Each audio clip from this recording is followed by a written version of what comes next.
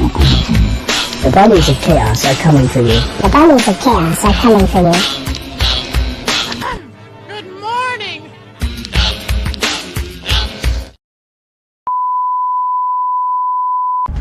This is Mr. Applewhite speaking. There is nothing wrong with your device. Join me here on Psycho Bunny DC. A delightfully dreadful consternation of horror content. Your head and free your mind. Nice. So. Okay, can you hear me? Yep. Yeah. Yep, I can hear you. Muted myself. There we go. So, tonight, we decided that ain't nobody going to get us down and nobody's going to tell us what we can and cannot say. You don't know me. You don't know me. Oh, I got blurry there. Watch me. So, we decided I was going to say, September's right around the corner, so we got to get geared up now. I know. Well, it's already October. Yes, it is October. October. Hey, Emma, October. how are you? And then next month is October Eve. Yes. And then we have October. And then we have post-depression. Yes. Post-depression. Post-Halloween depression. Post-Halloween depression. Yeah. It's a thing. I mean, let's face it. It is a thing. I'm going to be really bummed about it. I love my Halloween. We all know this. You love your Halloween. I do. This is the little baby bat's first Halloween that she's basically conscious for. I think it's going to be a lot of fun. Next year will definitely be a lot of fun, but I think it's going to be a lot of fun. Oh, yeah. I think, I don't know what we're going, like where we're going to go, but I think I found some like trunk or treats. Mm-hmm. Our spooky AC unit in the background. Yes, it is. Because it is, I'm going to tell you, it is very moist here. It is moist. Extremely moist. I have a very odd combination going right now, by the way. Oh, Ghidorah just attacked my... Apparently, I'm not allowed to drink my boba. Okay, I have boba. Mm-hmm. With, like, chunks of, like, matcha jelly and... It looks boba good. jelly and all that stuff. And I have beer. Well, actually, it's a michelada. I have Jararita. Yes. It was given to me as a gift. And I have it in my cup. And I'm really starting to think it may not be tequila. Because I have taken 3 sips and my nose, it's already numb. I need to catch up. I On a need side to slow note, down. this Look, lipstick... Roberto, just cannot hold his alcohol. Well, rico, suave. May or may not. I don't know. Let's see. What Hey, are we White talking about Chapel! tonight? Emma, it's moist here and hot in Colorado. It is. It It is hot and moist. It is very moist. You walk out, it's like hitting you with a large sponge, a large wet sponge. Yeah, it's pretty bad. Yes. Okay, so tonight, like I said, we are talking about things that people say you should not talk about. Yes. I mean, people have tried to tried to shut us up quite a bit. You can't shut us up. Nope. We're too hard-headed and we talk too much shit. Yeah. But to be fair, it's all real. It's all true. It's all through. All right. So, okay, let's get into this. So, things that you shouldn't talk about. They scare people. That's why. That's why they scare people. I mean, let's see. There we go. The first one. Okay. I love the chat on the screen. We don't have to be on the same platform to talk to. So I do too. I love it. Yes. Okay. You know what? It's been, okay. I do have to answer a question here. It has been like 110 here the past like 2+ weeks. And today is the first day that it was not over 100. It was like 97. Mm-hmm. It is currently 92 at 8:00 at night. So, Well, I know we've had that super El Nino thingy mabob just like sitting over us all summer. So our temps haven't gotten as high as they were last year, but it's felt hotter. yeah, it's gross. It's sticky. Weird. Yeah, it's really weird. So, okay. Let's do this. Again, we Which one we decided to El Nino is going to into fall. Yeah, you know, we were supposed to get El Nino because El Nino. I haven't seen a horrible El Nino since the 90s. Yeah, that's kind of what this one reminds me of, minus the all summer long rain that we had. Yeah, I remember floating a Honda Civic across an intersection. That's funny. Well, because my mom's Civic was lowered. Right. And we were like, well, here we go. Like, that would scare me. Yes, I am El Nino. I was born in 1994. Oh my God. Well, you might have been alive for it. You might have been alive for it in 94. I can't remember. Definitely was. Okay.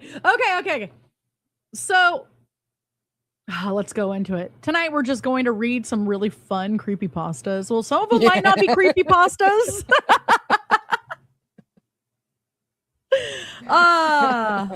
Good times. Some of them may or may not be creepypastas. I mean, I sometimes believe that on the No Sleep subreddit, they are sometimes telling the truth. Or really truly believe it. But you never know. It's kind of like the old Chan 4. You never really know who or what you're talking to. I miss Chan 4. That was awesome.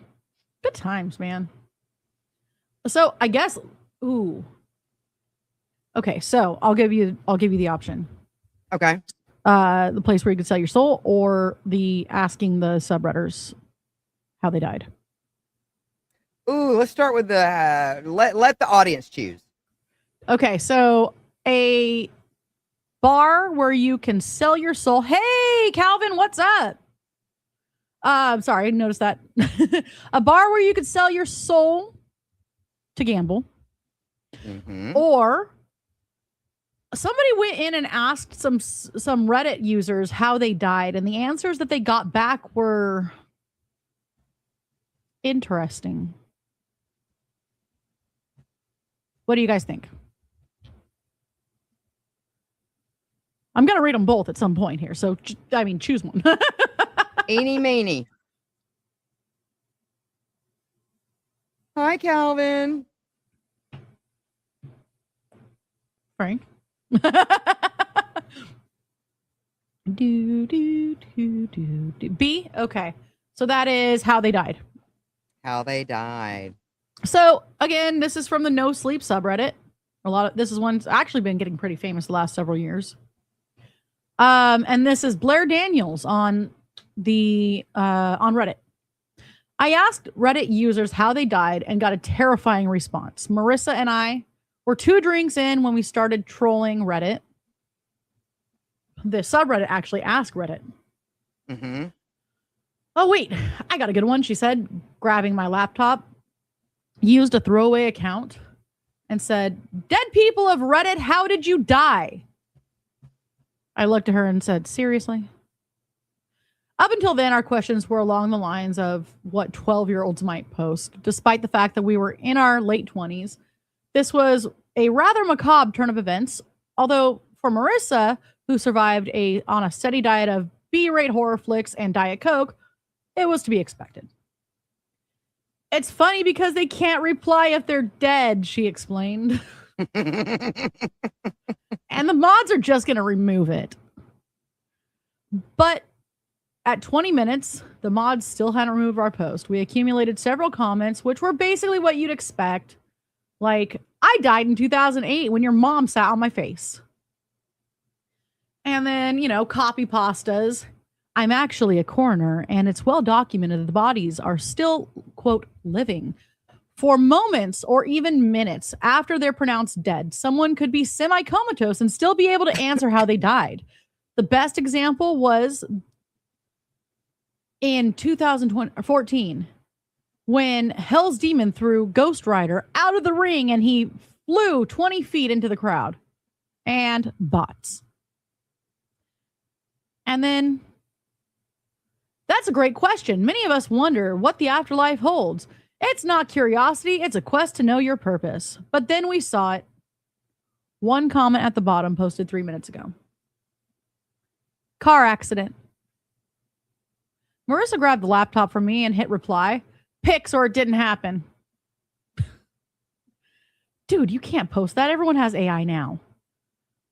I thought they didn't allow you to generate gruesome images like car accidents. Yeah, but they could just car on fire. I sighed and grabbed the laptop from her. Receipts? Seconds after the notification bell rang, a red 1. When Marissa refreshed the page, the reply appeared with a single URL. If you clicked on it, it was a news article that loaded, showing a photo of a small sedan crumpled at the base of an enormous tree. Driver dies in early Sunday accident on I-217. I read it, but it doesn't name a victim. Oh, that's clever. Finding some accident where the driver's anonymous and just saying that you're the person, Marissa said. Check their history post. Or their post history. I clicked, expecting the post to be hidden, but instead the profile was open. It looked like the only 2 posts they'd made were the replies to us. Weird. Marissa grabbed the laptop and typed, "So you're dead. What's the afterlife like?" Within a minute, they replied, "Cold and dark." A chill went down my spine. I glanced at Marissa. She wasn't smiling anymore. Her face lit in blues from my computer screen. Okay, this is stupid. This guy's just fucking with us. No. Wait, so you think you're in hell. What do you see? I began to type. But before I could hit reply, Marissa yanked the laptop out of my hands and was like, "No," and erased it. So, prove it is the only response that they did. No. The reply came within seconds. "Look out your window." Instantly, both of us turned to the window. I only saw the reflection of our faces, blue lit and ghostly, reflecting on the glass. I ran over, and after a quick glance outside, I pulled the blinds down. Marissa whispered, "Was someone there?" "Not that I saw." Come on. That's like the classic scary Reddit response. "Look behind you. Look at your window. I'm watching you." You're right. The guy's fucking with us. But what if, we are posting on a throwaway account. There is no way some random person on the internet could know where we live. Her eyes went to the screen and she paled. They replied. What did they say? She turned the laptop to me and it said, "Why did you do that?" That could mean anything, I said. "They saw you close the blinds." They did not. Come on. Even if they could somehow find us, unless they live like a mile away, they couldn't get here that fast. What if it's a ghost? A ghost using the internet? Really? Well, it could be like that show Ghost where it takes them all day long to push a button on the Right. So I stared at her, chest heaving, looked back at me, wide-eyed. "No more drinks," I said, grabbing the bottle of whiskey and stowed it under the bed. "Come on, it's late. We should get some sleep." "Caroline, what?" She was staring at something over my shoulder. I whipped around. Through the tiny gap in the blinds, I could see the faint glow of red and blue flashing lights. Like, a police car stopped on the street. Maybe there was an accident? Well, shit. My heart pounded in my chest as I took a step towards the window, then another. Marissa said, "Don't look!" I parted the blinds, peered outside, and there was nothing. There was no one. The street was dark, except for a single street lamp. There's nothing there. I stepped away from the window. They replied. Marissa said in a small voice. He said, "Did you read the article?" She clicked back to the tab that was still on the link that was sent. Then it says, drivers die in early Sunday accident on 2/17. She scanned the website, biting her lip. Ignore it. I said, okay. We went out to the kitchen to get a drink of water. The room wasn't spinning so fast. I felt the first wave of sobriety kick in. With it, the whole thing seemed even more stupid. Of course, some troll was going to take our bait and reply on our question. Of course. We were just drunk enough to fall for it and scare ourselves shitless. What about the police lights? Must have been a police car driving by. This is a dead-end street. See, I would have been, this is fucked to the no long before we got to this point. Right? I tried to slow my thoughts and forget about the whole thing as we walked back to my bedroom. Want to watch a movie? I asked, opening the laptop. Sure. Then I froze. We'd left the Reddit page open, and in bright white text blazing across the screen, I saw I had 5 replies. Did you read the article? Did you read the article? Did you read the article? Did you read the article? Did you read the article? Before I could stop her, Marissa grabbed the laptop and wrote out a response. Yes, we read the article. We know you died in a car accident. I'm really sorry that happened to you. Please leave us alone now. I said we should just be ignoring them. You're just fanning the fire. And she said, I want them to stop. And they will if we just ignore them. No, you're supposed to say goodbye. Yeah. There was a reply waiting for us. Uh-uh. With shaking hands, Marissa clicked on it. And it just said, good. She asked, what the fuck does that mean? I grabbed the laptop from her, scrolled up, clicked on the stupid article again. Clearly, there was something wrong with it. If they wanted us to click on it so much, viruses or a scam or something else entirely, I'd rather not know. But when the article loaded, it was different. The image wasn't a sedan anymore. It was a silver SUV. In fact, it looked a lot like my silver SUV. See, I knew that's where this was going. Yeah. I knew that's where this was going. Wasn't it a sedan before? I don't know. I didn't really look, Marissa said. That looks like my car, I guess. I glanced at the headline, and now it says, drivers die in early Sunday accident on 2/14. The article still didn't mention a name. I turned to Marissa and said, wait, 2/14, like a few miles from here? Did it always say that? No, it said 2/17. A horrible feeling set in my gut. I turned back to the laptop. Every muscle in my body froze. The headline had changed again. Local women die in early accident on 2/14. I blinked. Local women die in early Sunday accident on Morning Glory Lane. What? Local women die in early Sunday home invasion. Oh, no. Oh, this is giving me the creeps. A photo of my house, the window broken, police cars parked outside. But the article still didn't name victims. And before it could change again, I closed out of the window and out of Reddit and everything. And I swear I heard the soft rustle of footsteps outside the window receding away from the house. See, that's when I get all my pew-pews. Yep. I'm just surrounded by pew-pews. We called the cops. There were actually footprints in the mud. Sure enough, leading away from the house. Not much they could do about it. There wasn't an actual break-in, and it was too muddy to look at the footprints and examine them to get a match. They advised us to put up security cameras and told us they'd patrol the street. I don't think that's the end of it, though. I keep waking up to shooting pain in my chest and a dark red mark beneath my collarbone about an inch long, like I've been stabbed. Yes, I keep waking up to this pain at exactly 2:23 a.m. in the morning, each Sunday morning. I checked my browser history, and that was the exact time that Marissa and I clicked on the link. Each week, the pain gets worse. I don't know how much longer I have or if it'll kill me, and I'll just keep waking up, or if it won't kill me, and I'll just keep waking up with shooting pain.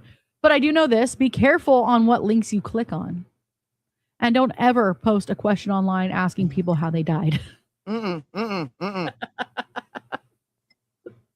I'm a firm believer in that passive stuff, you know, where you might be getting something bigger than what you actually asked for. No. No. No. I just saw local woman stuck listening to Natafrost. Oh, good time. Yeah, no. Never ask people how they died online. No. Mm-mm. My, Not at all. My bowels died once from Taco Bell. Was it the diarrhea lettuce? It must have been.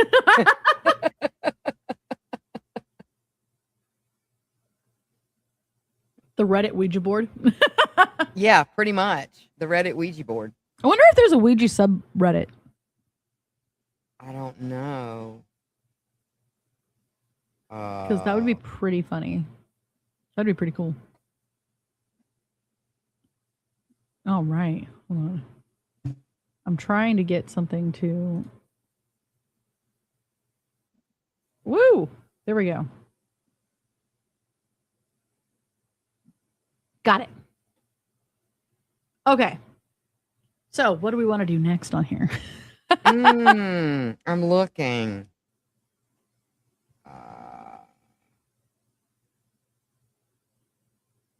Hold on just a second. Trying to find one that's not too long. I've got one here that says I'm a time traveler from the year 2345. I'm sorry for what's coming. Ooh. Oh, yeah. All right, let's see if it's really long. Hold on. No, it's not too terrible. I mean, it's long, but it's not terrible. All right. So, I'm a time traveler from the year 2345. I'm sorry for what's coming. Okay, let me just start off by saying that I know damn well that none of you are going to believe me. After all, this stage in time, the idea of time travel is just barely moving from something which is shunned by the scientific community and world in general to its infancy of being taken seriously. And you have so many people who LARP as time travelers who truly aren't, even right here on Reddit. Hell, the time travel subreddit is full of them. But regardless of whether you believe or not, I assure you I am a real one. I will say right off the bat that I won't give you my real name for the simple reason that, well, I'm actually alive right now. In 2023, to be more specific, the past version of me is alive right now. And I can't afford to let history change for reasons I'll go into in a minute. I also won't get into much information about the future in relationship to things such as politics or such. So please don't ask. But I suppose I should give a few rather vague details which may help convince you as time goes on that I'm telling the truth. It may help convince the right people that that my warning is real. For starters, less than 2 or 3 decades from now, not only have the cures for cancer and other major debilitating diseases been found, but they can be administered from a simple vaccine shot. In a way, the pandemic we went through helped accelerate their development. We also end up making death itself more of a choice than inevitable. Life extension research being conducted right now leads to both the ability to live for centuries, if not longer, but also retain your youthful bodies for as long as you wish, which means many of you reading this might still be alive in my time. I was one of those who jumped on the bandwagon after they finished working the bugs out of it. I mean, imagine having the body of yourself in your 20s with all the knowledge and wisdom you accrue from living so long, not to mention being able to do all the things which a single natural life wouldn't allow. It gets some pushback at first by people who worry about living beyond a natural lifetime. Gasoline is banned by the halfway point of this century, but synthetic fuel means people aren't forced into electric cars, which I was extremely happy about because I meant I it meant I could keep driving my Cadillac DeVille around. Although many people get hooked on the flying car craze that happens towards the end of the 21st century. Not me, though. I prefer staying on the ground. Trust me, mid-air accidents are not pretty. However, space travel took off after the spaceport was constructed. Well, it was off to the races from there. Vacations to planets like Mars, along with planetary moons such as Europa and Titan, become regular occurrences, even for those not so wealthy. As far as time travel, well, that took a little longer than anticipated to actually work on. And that's the reason I'm writing this now. You see, there are many discussions that happen as people began to take time travel more and more seriously, not only to the future, which could already be done with time dilation, but to the past. It almost became as much of a race for every country in the world as the space race in the 60s had been. Everyone wanted to be written into the history books for eternity as the ones who finally invented the ability to travel through time itself. But people weren't really rushing like they used to. They only had a century or less to live. Science could work much longer without worrying about retiring or dying. During the first part of this time, I honestly wasn't a part of the endeavors myself. I'd more or less turned my life around from the second I realized I'd be able to live far longer than I thought I would before. I had something of myself, and without getting into too many specific details, as again, I want my identity to remain protected, I will say I became a best-selling author, and an explorer who did everything from climbing Mount Everest on Earth and Olympus Mons on Mars to using the vast wealth I made from writing and other business endeavors to create underwater cities, similar in design to how Rapture from the BioShock video game looked. I was living my best life from the latter half of the 21st century to the midway point of the 23rd century. But there was something that kept pulling away at my mind all through it. You see, I'd done so much, checked so many things off my bucket list, but there was one thing that hadn't happened yet. And you guessed it, it was that I wanted to time travel. Then congratulations, you've just won a trip for two to Europa. Ever since I had been a little child growing up at the very tail end of the 20th century and the early 21st, I'd wanted to visit the past. I wanted to do such things as attend the 9th annual Cannes Film Festival in 1956 to see Jacques Cousteau's The Silent World win the Golden Palm Award. See, Okay, that'd be cool. Do what? That would be cool. That would be cool. See extinct animals such as the Barbary lion and the Tasmanian tiger, and travel across the oceans to the old ocean liners such as the Queen Mary and the Queen Elizabeth, for starters. I noticed they didn't say the Titanic. We don't want to be on the Titanic. Voyage. Yeah, no. That's how they hooked me into funding such much of the research. You see, a venture capitalist whose real name I won't use, but for the sake of telling this, we will call Reynolds, approached me as one of his first big investors. He heard me mentioning my desire to time travel during my book tours. Hell, I actually written an entire book series about it. That's why when he called me that day, I immediately shot straight up in my chair, paying close attention. From that moment on, I was hooked. I was brought to his laboratory where I was, honestly, shocked to find he wasn't lying. They were closer than any of the hundreds of other government or private entities attempting to master it. Even to me, it was extremely complicated to understand, but I'll try and explain what he found in layman's terms. Many scientists right now in this century believe that if you traveled near a black hole, you would experience time dilation. This means 1 year near the edge of one would mean 80 years or so back on Earth. And it was already proven in 2190 when a space exploration which had left at the beginning of the 21st century came back looking exactly as they had almost the century prior. There's also a theory that black holes could work in reverse, operating as wormholes to both teleport and send people back in time. The issue is, it was found you'd need a particle accelerator almost 1 billion kilometers long, along with a stable wormhole. Both were almost a complete impossibility until Reynolds' team came up with a discovery. They were not only able to use a particle accelerator much smaller, but they were also able to create an artificial wormhole, a man-made black hole, in their lab.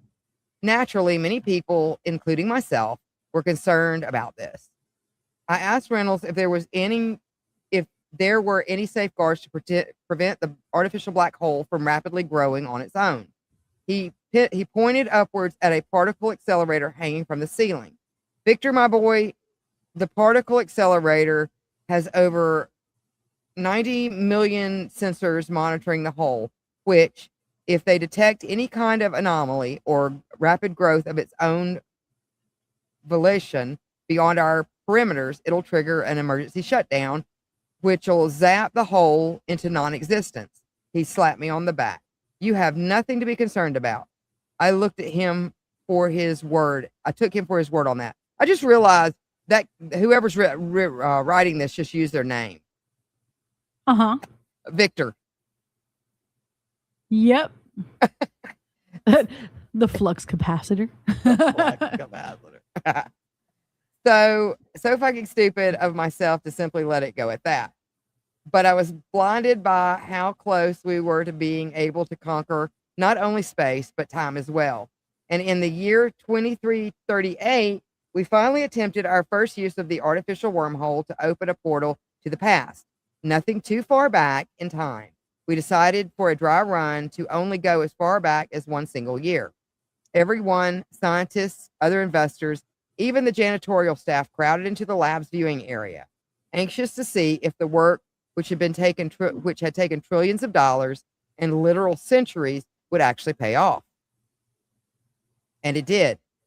To both our utter shock and amazement, the wormhole opened through the glass, and through it,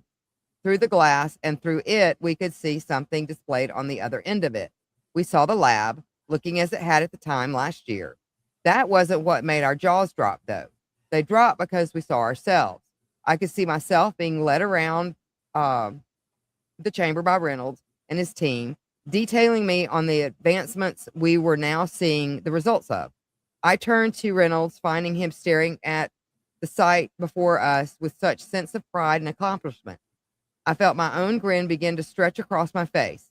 It's actually possible, I thought ecstatically in my head. After so many centuries of hoping, it's actually fucking possible. I saw Reynolds turn to me, the man's smile wider than my own, if that was possible. Now, do you believe me, Victor? He asked. For a moment, there was a complete stillness in the viewing area, and then everyone burst into cheers and applause. We began shaking each other's hands and hugging each other, congratulating ourselves on achieving first what no one else had been able to. Reynolds then told us to keep what we had seen under our hats. All I'm thinking is a bunch of people in a room going, doctor, doctor, doctor, doctor, doctor, doctor, doctor. Sorry. There was a scientific convention coming up in a few years where he wanted to reveal to the world of our achievement. Yeah, Victor. Yeah, Victor. I'm not going to tell you my name. We were all too giddy and too busy basking in our own glory to stop to think about the implications of such a decision. Things such as safety protocols and proper procedures never crossed our minds. That mistake was apparently not. But they're scientists. They're slapping each other on the back. Doctor, doctor, doctor, doctor, doctor, doctor, doctor.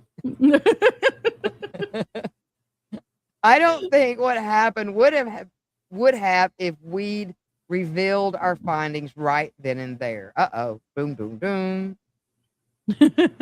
I wish I knew what buttons did what on here because I would have pushed one. Oh no! Wait. Now Wait, you wrong.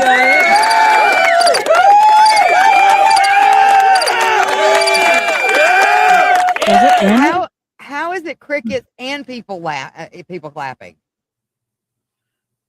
I hit crickets first and I was like, wait. Oh, okay. I know which one it is now. We hit a few snags after that. You see, we could easily open up a wormhole to a few years back, just as easily to a few decades back. Hell, even a century and a half back took little more energy, but was doable. So was being able to cross from one end of the wormhole in the present to the past and returning. We created a portable version of the particle accelerator and wormhole, which allowed us to move from the present to the past. Theoretically, you could use the portable pad to keep hopping back and back and back further and further in time. However, to return to the present, you need the main unit. No one could find a way to engineer returning to the portable pad. You know, I just to stop for a second, I've heard actually, theoretically, if they were to actually be able to develop time travel, it's actually easier to move to the future than it is to the past. Yeah, that's what I've heard too. Yeah. That it's more difficult to go backwards than forward. Something about you don't have tag points or something. I don't know. I didn't quite understand it, but. Hey, Futurama, they had to go forward until it all started again because it went in a circle. Oh, God. Are we doing this again? And then they kept missing their jump off point and had to do it a few times. That would stop. The problem was the further into the past you wanted to go, the more energy was used.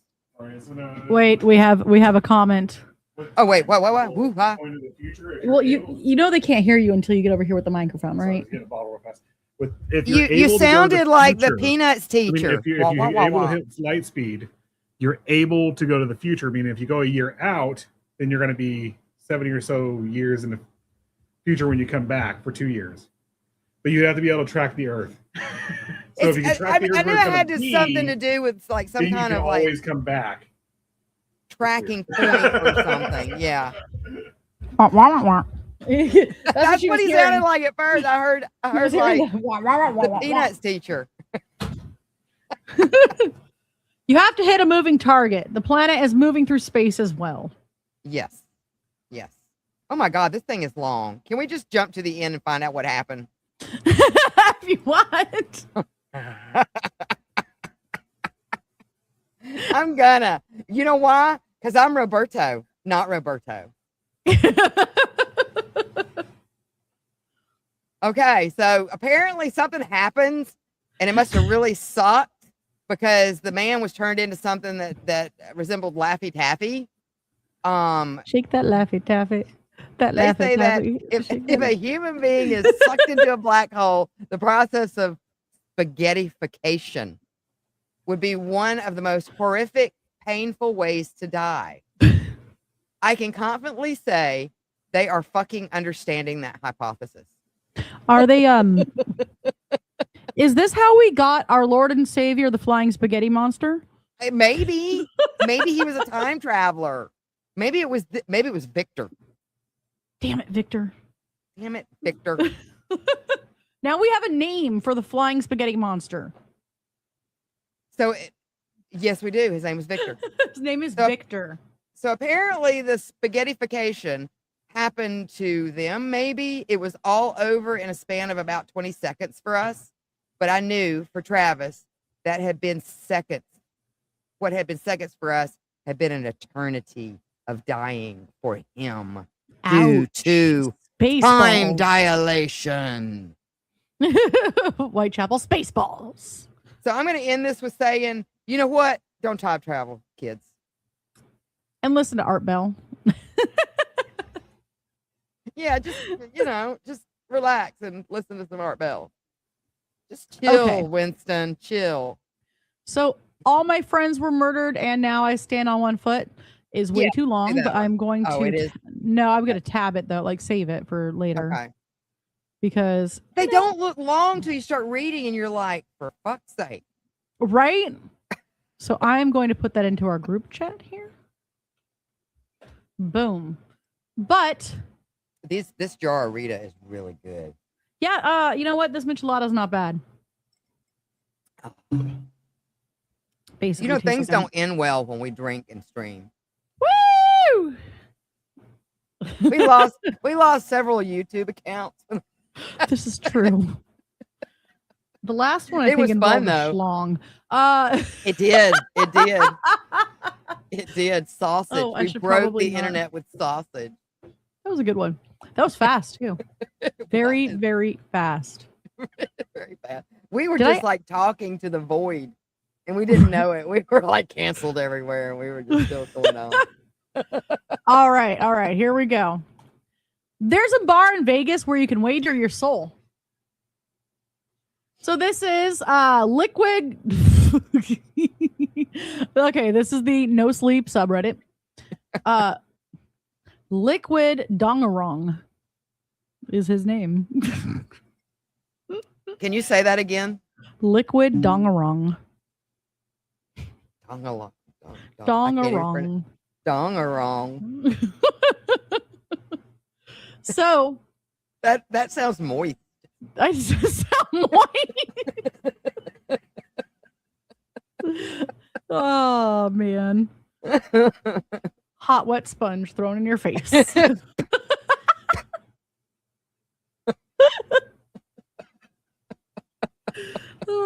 Only in exactly. Vegas. Only in Vegas. What happens in Vegas stays in Vegas. Where did I see what happens in Vegas stays in Vegas, except for STDs? That shit stays with you. That's right. Don't bring that over here. All right, so there's a bar in Vegas where you can wager your soul. I was in a pretty bad slump from a $1,000 bust in Ohio. Couldn't ask my family for any more money. They were pretty sick of the handouts and my fiscal volatility. I had to figure this one out for myself. So I took out one last line of credit, bought a one-way ticket out west, and told myself I was going to win my life back. The flight to Vegas was 6 hours of stale air. Wow, 6 hours. It's usually 4 to get from one place. Okay, anyway. Whatever. Anyway. Not from here in the South, it would take 4 hours 4 hours. Like, to fly. I've I've flown. Oh my God.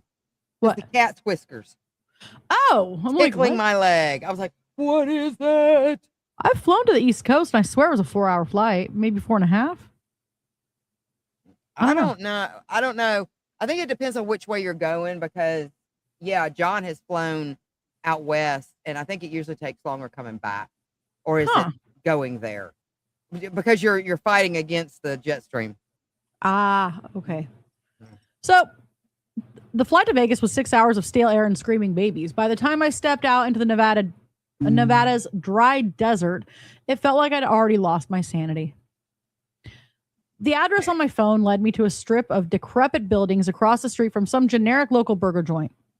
No neon, nor the usual overpromising signs. I was looking for a hole in the wall, one with a painted number on its side and the sound of 80s jukebox music leaking through the acacia exterior. It was nice and cool inside, maybe a little too cool for my comfort. A round hardwood counter sat in the center of the room. Pull tab machines lined the walls. Green felt tables occupied the floor. It smelled like cigarettes and cheap booze with something a little stronger underneath it all. Sulfur? Say it smelled like cigarette and old cheese. Cheap boobs. Maybe it was sulfur. Whatever it was pungent, like rotten eggs. Maybe it was old cheese. Maybe hell smells like old cheese. Well, I sat down at one of the tables. 3 other people joined me within a few seconds. The house dealer arrived last, introducing himself as Mr. Knock.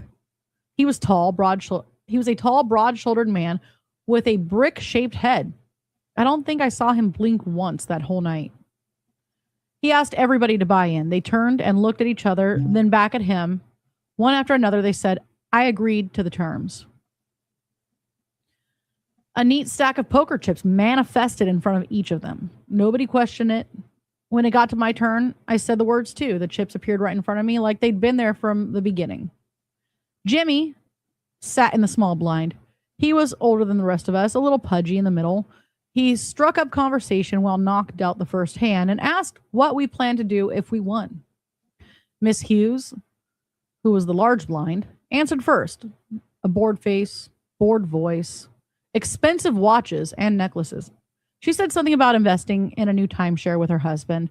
She looked like the kind of person who already had 3.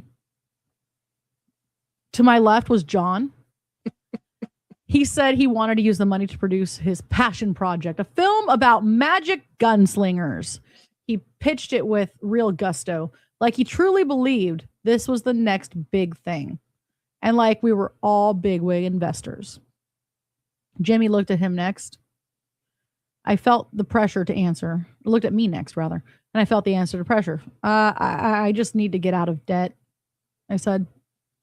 The other 3 laughed like it was totally absurd. Maybe it was, if it meant selling my soul.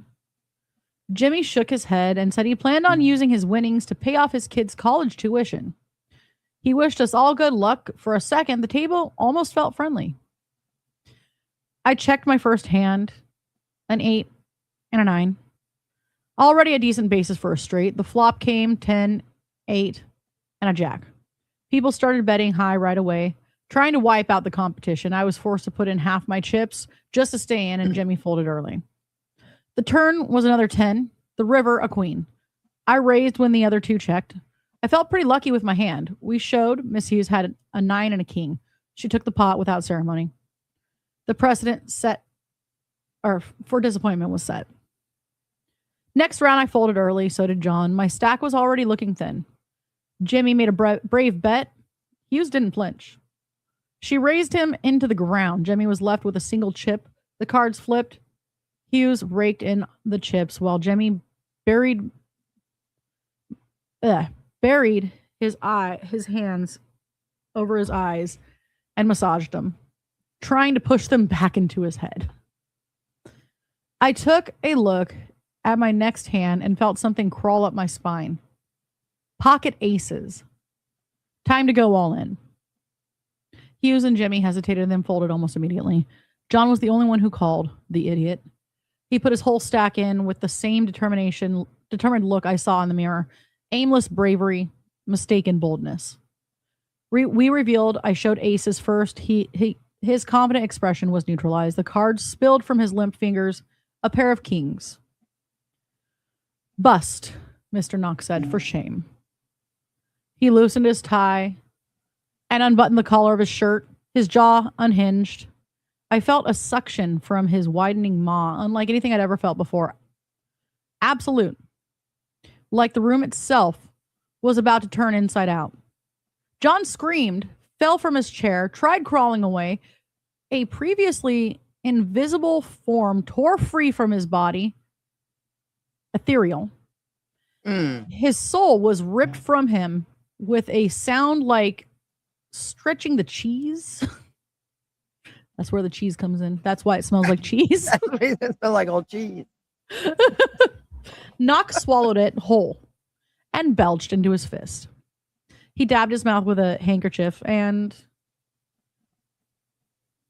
went on. John was left on the floor. His hair had turned bright white. His fingernails were bloody from clawing at the wood. He didn't appear injured otherwise, but he was near catatonic. Bouncers appeared from the shadows and assisted him just so he could remember how to use a door. I turned back towards Hughes and Jimmy. Hughes was grinning. Jimmy wouldn't make eye contact. I realized I was sweating through my shirt. Shall we continue? Knock asked. He was already shuffling. The game went on for another hour. Jimmy and I seemed to decide without speaking to play against Hughes. We bet recklessly high, one hand after another, getting dumb luck more than once. Her stack progressively shrank. She chewed the skin of her thumb until it bled. When she called our bluff, I was holding a flush. She shrieked like a parrot being boiled alive when I flipped my cards. Knock took her the same way he took John. Hughes kicked and cried and cursed our names before she went limp. She looked drugged, dazed, like an animal that had just been declawed. The bouncers escorted her off the property without incident, and she didn't look back. Just me and Jimmy left. He looked at me silent. I could tell that he wanted to apologize for what was about to happen.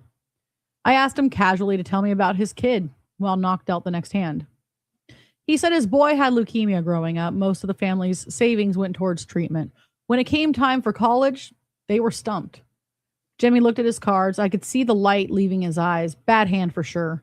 He only had a handful of chips left compared to my stack. I checked my own, a pair of sevens, my lucky number. We played. I tried to bet high enough that he would just fold and walk away. I told him there was no shame in taking what he had. Jimmy kept shaking his head, said there was no going back for him now. In a way, I kind of agreed. The board ran out. I made 7 fours. Excuse me, 4 sevens. I read that backwards. I made 4 sevens. Bags had appeared under Jimmy's eyes that weren't there a moment ago. We revealed he had nothing in his hand. He looked at me, gave a weak smile. That's that then. Well played, kid. Nog looked at him, just like the other two. The kindness drained from Jimmy's face and was replaced with apathy, emptiness. The bouncers walked him to the door like he was a piece of broken furniture. Nog congratulated me on my winnings. I was taken to the front of the house, cashed out. The chips turned into money. Lots of it. They invited me back to come play again. As I walked out the door, I never took them up on the offer. I don't ask my family for money anymore. I pay my bills on time. I sleep quietly and soundly. I wake up every morning without incident. I'm debt-free now, living my best life. But since that night, I don't think I've had a soul to call my own. I would say probably everybody. I'm beginning to think that just about everybody in these subreddits are really bad about making good life choices. Right? Well, Frank thinks it's a glory hole, but you know. Sold his soul to the glory hole.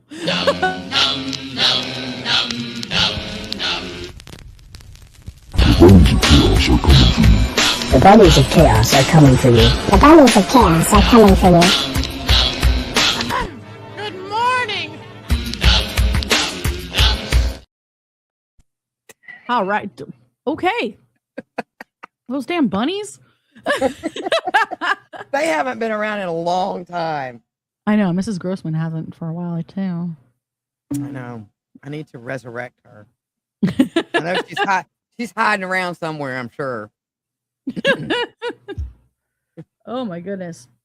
All right. Where do we go next with this? Well, it's almost 12, so I think we should go to the main one we were going to talk about. Okay. Yeah. So, for the record, guys, if you guys get the chance to, there's one called There's a Floor in My Apartment Building That Doesn't Exist. It's on the No Sleep subreddit. It was posted 6 days ago. If you want to do that one before we go to this one, we could. We can. Do you want to do that one? Yeah, we could do that one. I forgot about that one. I mean, we could always do a, story time again, of course. True.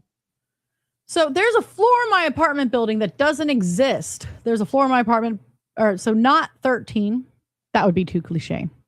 Although it does have a 13th floor, but not for supernatural reasons. It just, or doesn't have a 13th floor. It just doesn't go that high. Some of the residents call it floor 3.5 or 3 3/4 to invoke a Harry Potter vibe, I guess. But both of those are far too whimsical for my tastes. I just call it the dead floor, which I know isn't any less cliche than floor 13, but it feels appropriate. The elevators in our building all use analog dials above the doors to show what floor they're on. On rare and, as far as anyone can tell, random occasions, the needle will stop at the exact zenith of the dial where there is no number. When this happens, the elevator freezes, the doors open to a floor which physically cannot be there. You can tell from looking at the outside of the building that there's no room for a secret floor in the middle. And the stairwell passes right through it. The superintendent briefs all new residents on the 3.5 floor, and more people take him seriously than you might think. Occurrences like that aren't all that rare out here. They must live in Pickwich. But even for those who don't take him seriously at first, the issue is regularly brought up at tenant meetings, and there's a list of rules posted right beneath the control panel in the elevator so that we always know what to do. 1, when the elevator stops at the 3.5 floor, do not push any buttons before turning off the lights at the end of the hall. Each button you press will only reduce the amount of time you have. 2, calmly but briskly walk to the opposite end of the hall, leaving any personal belongings in the elevator so as not to encumber you. 3. Do not look directly out the windows or into any mirrors. 4. Do not look into the peepholes of any of the apartment doors. 5. Do not approach or enter any apartment with an open door. 6. Do not respond or react to any sounds or voices coming from inside the apartments. 7. If you hear something behind you, do not stop or turn around. Make your way to the opposite end of the hall, turning around only when you've heard a door shut. 8. When you reach the end of the hall, read the bulletin board, sign the form. Please make sure the pen is easily visible and accessible for the next person. 9. Set the pendulum clock hanging on the wall to the approximate time within 3.5 minutes of the local time according to an online device. Turn the dial on the thermostat to match the actual temperature as indicated by the gauge at the bottom. Turn the dimmer switch until the lights in the hall are completely off. 10. So long as there's nothing behind you, turn around and return to the elevator. Do not turn around once you are in the elevator until the doors are closed. If the ritual was done correctly, the doors will close automatically. If the doors do not close, also do not turn around. The last sentence is pretty ominous, obviously, but I don't actually know what happens if you mess up the ritual. None of my neighbors who have completed the ritual have ever failed, and it's not really that hard to mess up. The building dates back to at least the 80s, so it's possible that it's been decades since anyone failed. Not everyone in my building has walked the dead floor. Some people have walked it multiple times. I don't think it's completely random. Whatever force is behind this wants the ritual completed. So it doesn't pick people who wouldn't be capable of doing it, like the infirmed or little kids. It always picks people who are riding alone, probably because an extra body would This is from the 80s. Yeah. Probably because an extra body would be too tempted to wander around and mess it up. If you're keen on avoiding the ritual, you can just never take the elevator and take the stairs instead. I asked the superintendent once if he ever considered just declaring the elevators out of order. He said no, but the last superintendent did. I tried to take the stairs as much as I could myself. I'm only using the elevator when I had groceries or something. Sometimes loitering in the lobby, waiting for someone to come along and ride with me.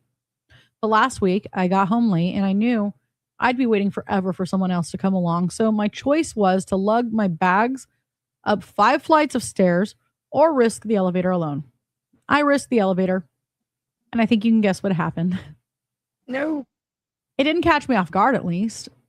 I had set my bags on the floor and taken out my phone, taking a photo of the rules and turning the flashlight and camera on just in case. As soon as the elevator started rising, my gaze stayed locked on the needle as it slowly arced along its pathway.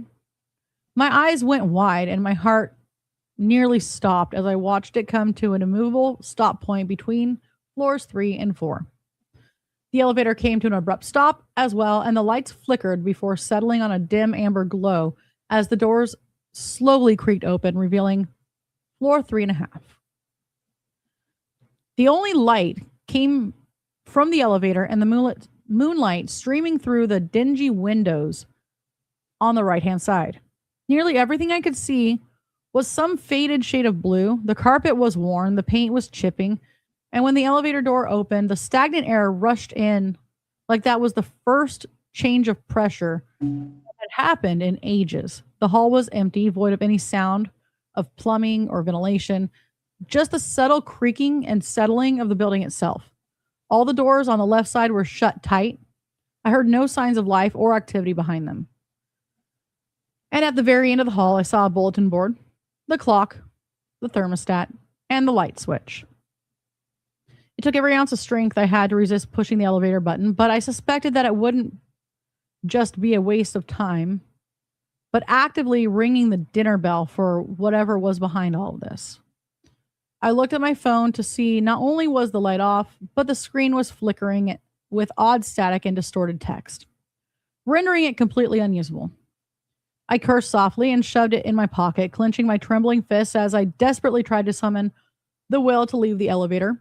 I knew that every second that passed was a second wasted, so I forced one foot into the carpet and the other. Despite how worn it looked, it was oddly soft and sound absorbent, like it was engulfing my feet ever so slightly. Once I was out, the only thing left to do was get it over with. So I marched forward as quickly as I dared, trying desperately not to make any noise that might alert anyone to my presence. The first rule I broke was looking out the windows. The windows were foggy with old moisture trapped between the panes, obscuring whatever lay beyond. I could make out the silhouettes of tall and strangely gothic-looking buildings. I caught a few dull amber embers, either inside the building or on outdoor lanterns, but otherwise everything looked fairly dim and lifeless. It was windy outside, windy enough to rattle the window panes. I was suddenly very concerned that they might shatter. I didn't understand why at first, as it took a moment for my conscious mind to register the dark and amorphous form slowly making its way along them. I perceived it to be some manner of vaguely mollusk-like creature. A mollusk? Is that like a clam? Yeah. I'm just imagining some like oyster floating by. All right. Limblessly outside of the building with its flat and sticky underside. It convulsed. It convulsed and undulated and shuddered as it aimlessly propelled itself along its repugnant course. I don't know if it knew I was there or if it cared, but I instantly averted my gaze and continued down the long hallway. Cared. I don't know if a mollusk would give a crap. On the left-hand side, there were ornate mirrors hung between each apartment, all tarnished, all shattered, and placed out of sync with the windows so that they reflected nothing of the outside world. In the periphery of my vision, I spied reflections of things that either weren't actually there or were perhaps simply not visible to the unaided eye. Either way, I decided to adhere to the rules in this instant and not look directly at them. I cast my gaze. Do not look directly at the clam. Exactly. I cast my gaze upwards instead to an especially hideous, though otherwise not overtly supernatural popcorn ceiling. Yep, the 80s. It was heavily stained, and it honestly wouldn't have surprised me if it contained asbestos. The stains were amorphous. God, not asbestos. Right? I think I'd be worried about a whole lot more than fucking asbestos, right? So the stains that clam's gonna kill me like in 5 minutes. Right. Asbestos, I got a good 25 years. Exactly. The stains were amorphous yet oddly concentric. They were spreading out from their location as far as they could, whilst definitely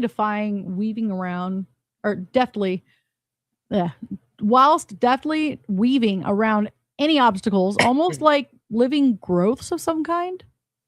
Okay. I reflexively came to a stop when I heard a door creak open behind me, but I caught myself before I gave in to the urge to turn around.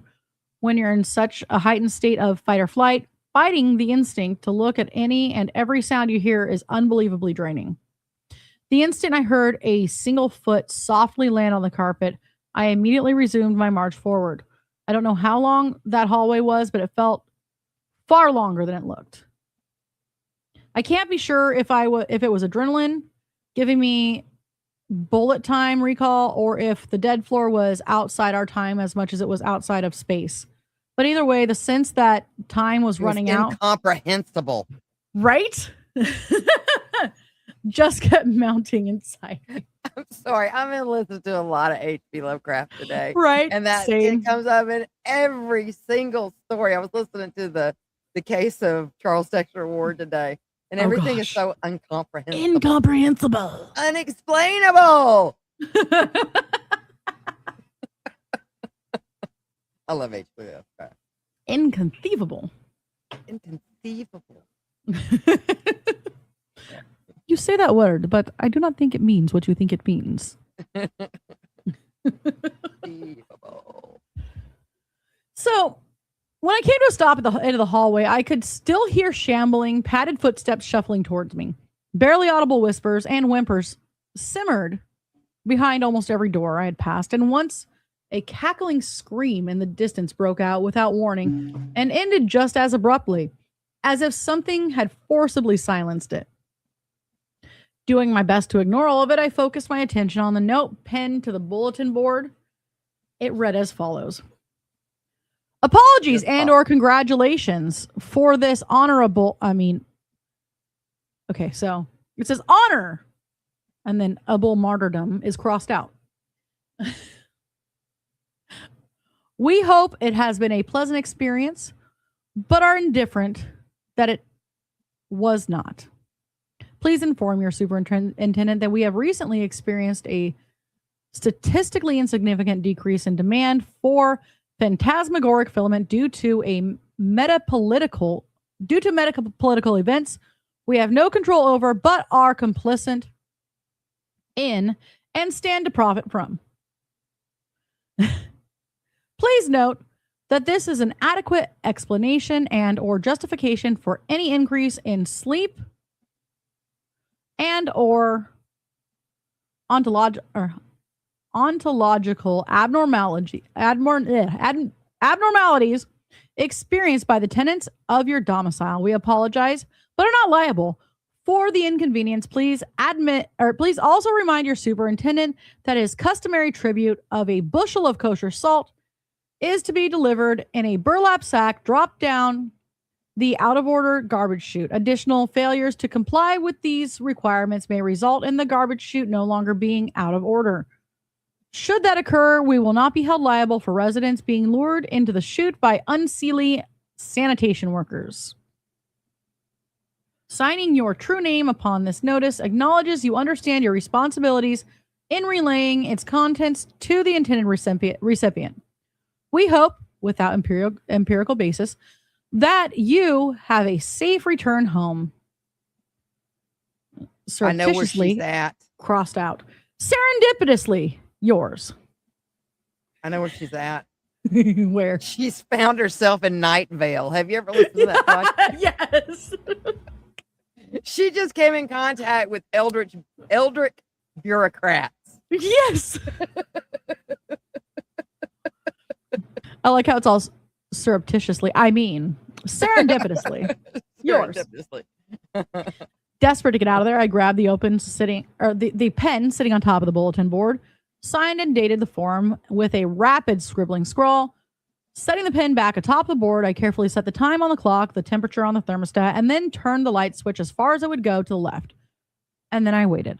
I had never heard the being behind me go back into its room, so I could still sense its presence as it silently stood there, staring at the back of my neck. I wasn't sure how close it was, only that it was too close. After standing there for nearly a minute, wondering if I had done something wrong, I finally heard it shuffle off, followed by the soft creaking of a door hinge and the gentle thud as it snapped shut. With the sharp exhale, I turned around as quickly as I dared to make sure the coast was clear. It was hard to confirm that for sure with the hall lights off and the light from the elevator made everything outside of its direct illumination an impenetrable shadow, but I wasn't willing to waste any more time. I bolted straight to the elevator, covering the distance in what felt like a tenth of the time that it'd take me to walk out. Once I was inside, I stood perfectly still, refusing to turn around, and waited for the doors to close. When they didn't shut immediately, I started counting. 1 1,000, 2 1,000, 3 1,000. At the count of 3.5, I heard the door start to slide shut. I would have stayed perfectly still until they had closed completely, like I was supposed to, if someone hadn't grabbed a hold of one of them and held them open. No. I instantly spun around and saw a tall man in a shabby brown suit standing there, his face an indistinct blur that was impossible to focus on. I backed up against the wall for all the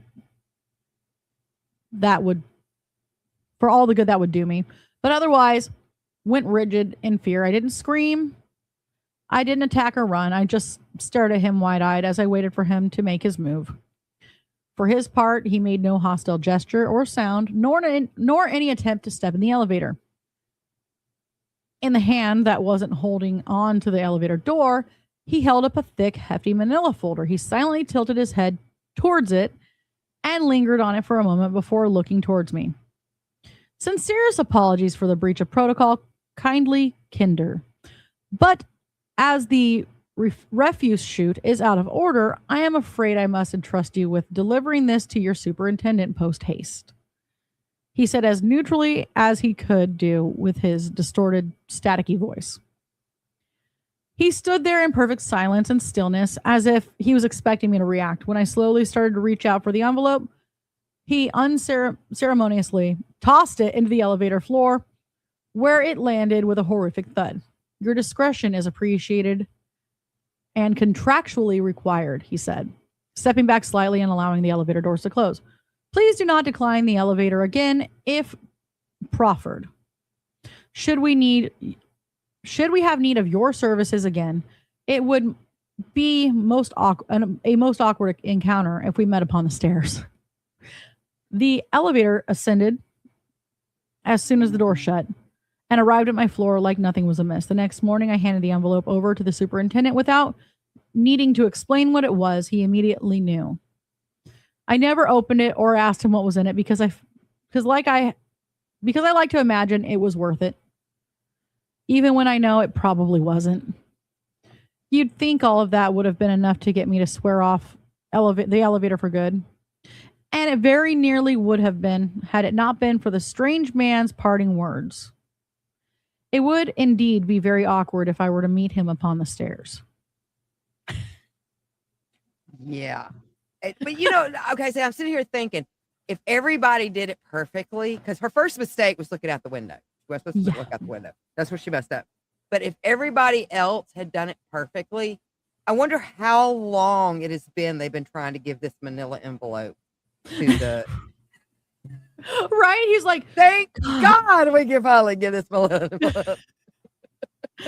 We wanted one person to turn around. Just one. Just one. We just needed one.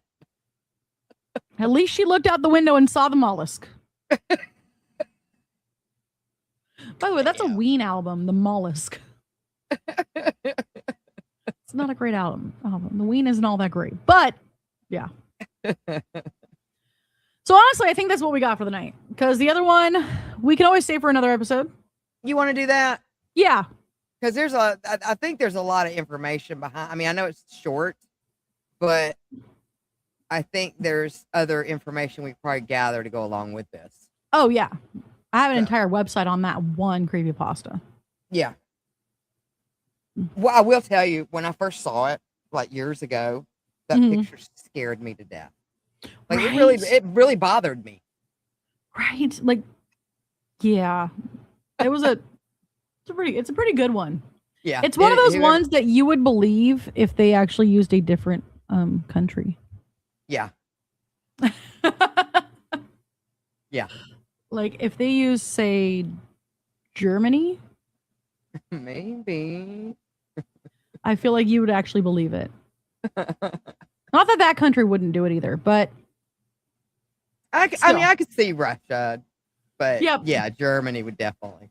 Well, especially the time frame that they give for it. Yeah. But then again, okay, so I watched these in 2010. What? Oh, that was just posted in 2010. Who said that? Me. Oh, I was like, wait, someone said that? No, no, there was I was watching a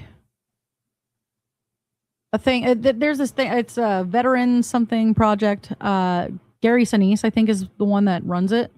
Mm-hmm. It's on YouTube, and they get a bunch of veterans together to talk about various aspects of war and what they've been through. And one of the gentlemen who I believe passed this year was a POW in World War II. And they ended up pairing him up with a POW from Nam. Right. and having them both talk and just kind of like have a good conversation with each other and kind of have the opportunity to kind of compare what happened. Mm-hmm. I will say that the guy from Nam looked actually older than the guy from World War II. Somehow, I would have believed that if you switched them, I would have believed it. I would have believed it 100%. Yeah. But the one that was in Nam was a POW for 6 years. And the one that was in World War II was a POW for 15 months. I think, I mean, definitely the longer you're a POW, the worse I'm sure it probably is. But I think it's probably bad all the way around, regardless of whether it's years or months. It was interesting to hear them go, oh my gosh, like I didn't do it. The guy from World War II kept telling the guy from Nam, he was like, what? No, they didn't do that to us. What?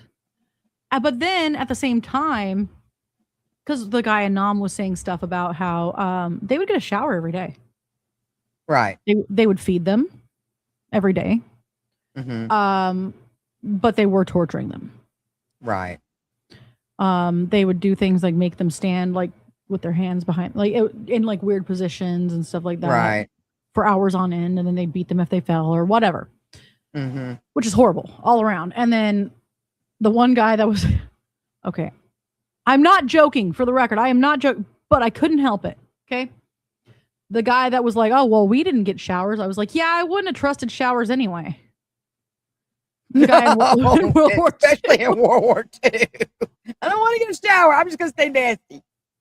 But he actually was getting transported between Germany and Prussia. Really? Mm-hmm. And so that was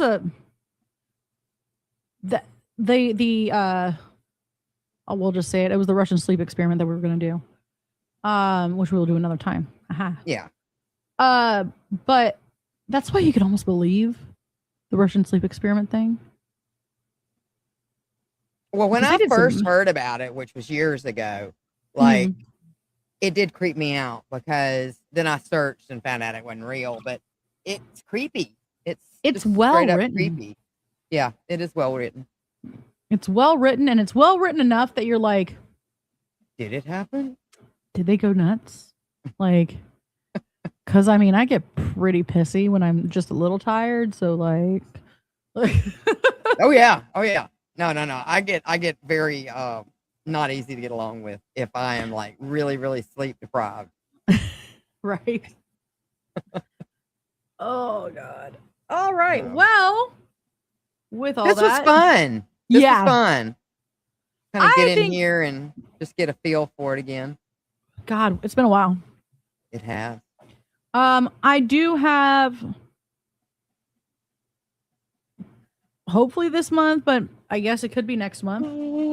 Yeah, the Gary Sinise Foundation, but it was something American veteran something or other, but it is involved with the Gary Sinise Foundation. Yeah, I should have some more guests on Hex Distortion coming this month. I know next month I have a really good one as well.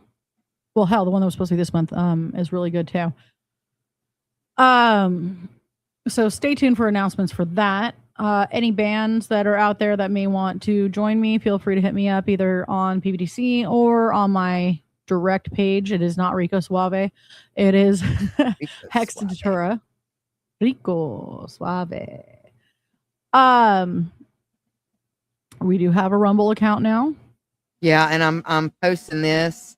See if I can start right there. Okay. So yeah, this is apparently Pickwitch has I keep putting it up there. I have had too much Jarritas. Check it out. Click on the link right there and go show them some support. They have been steadily putting out some videos. So oh yeah. Yeah. Some creepy fuckers. Steadily. Get to know the town. Yeah. Because they can't wait to get a taste of you.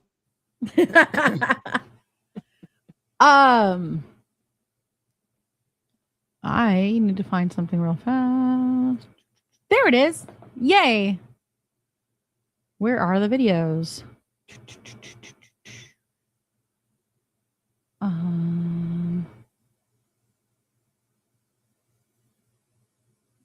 Should we just like wildly guess which outro to do? Let's see. I think the one with the flames at the top, second row, first one. Okay. All right. Either Hit or that miss. or We could do an OG one. You want to do an OG one? there's a P13 one. That's what I'm saying. You want to do Yeah, that let's OG do that one. All Let's right. do that one. All right. Bye, Ready? guys. Bye. Bye.